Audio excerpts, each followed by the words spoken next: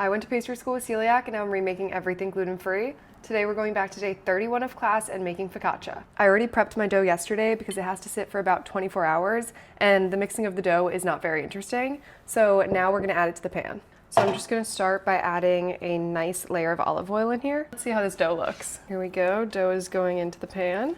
Oh, okay, it's holding together pretty well. Add a little bit of olive oil on top just for a little bit of help. So most focaccia doughs are in 80 to 90% hydration. Some are even up to 100%, which is just the amount of water compared to flour.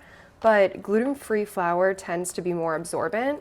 So this dough is currently at like 120% hydration. I'm gonna have to see how this turns out and I would maybe even adjust next time. The focaccia is all shaped. It's chilling in here. We'll be back in about 4 hours. Okay, I'm back with the focaccia and I'm feeling very good about how this is looking. It's gotten a lot lighter and jigglier. It's kind of running around in the pan. First gonna top it off with some olive oil and now salt and finally some rosemary. Perfect, now I'm just going to dimple this.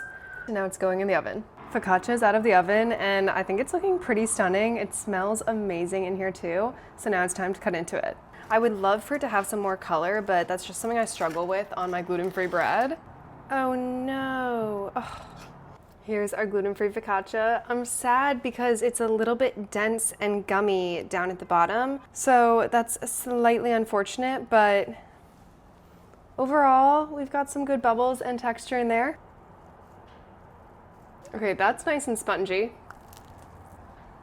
This is so good. It's better in some areas than others. I honestly wonder if smushing it down made it a little bit denser with the gluten-free dough.